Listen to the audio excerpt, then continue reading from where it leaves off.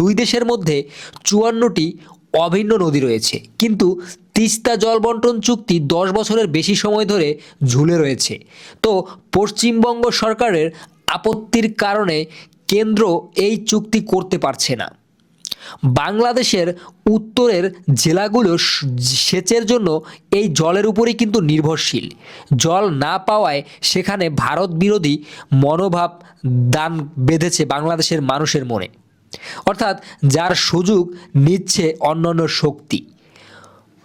তো বর্তমান রাজনৈতিক অস্থিরতা, যেটা শেখ হাসিনা এবং অন্তর্বর্তীকালীন সরকারের প্রধান ডক্টর ইউনূস যখন আমরা দেখতে পেরেছি ৫ই আগস্ট ২০২৪ বাংলাদেশে এক বিশাল ছাত্র জনতার অভ্যুত্থান, শেখ হাসিনার পদত্যাগ করে ভারতে আশ্রয় দেন। অর্থাৎ ভারতের জন্য এটি একটি বড় ডিপ্লোম্যাটিক সিটব্যাক। কিন্তু আসলে কেন? ভারত তার সমস্ত বাজি একটিমাত্র রাজনৈতিক দলের আওয়ামী লীগের উপর ধরেছিল।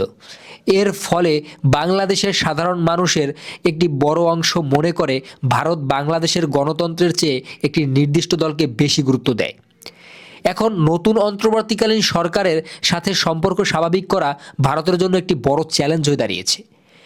চীন এবং ভূরাজনীতি অর্থাৎ দ্য চায়না ফ্যাক্টর ভারত ও চীনের বিনিয়োগের একটি কিন্তু বড় ধাক্কা। অর্থাৎ সমস্যাটা সমাধান না করে তবে সেখানে কে ঢুকবে? উত্তরটা সহজ, যদি ভারতের সাথে সম্পর্ক নষ্ট হয় তাহলে সরাসরি চীন এখানে ঢুকে যাবে। কারণ বাংলাদেশের সাথে চীন বিজনেস করতে কিন্তু অনেকটাই আগ্রহী। বাংলাদেশ ভারতের নিকটবর্তী ফার্স্ট পলিসির অংশ হলেও চীন সেখানে বিলিয়ন বিলিয়ন ডলার বিনিয়োগ করেছে। পদ্মা সেতু, পায়রা বন্দর।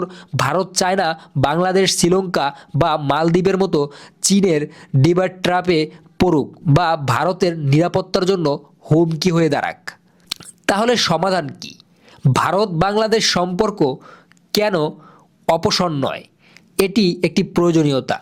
ভারতকে বিগ ব্রাদার মানসিকতা ছেড়ে ইকুয়াল পার্টনার হিসেবে কাজ করতে হবে। তিস্তার মতো অমীমাংসিত ইস্যুগুলো দ্রুত সমাধান করতে হবে।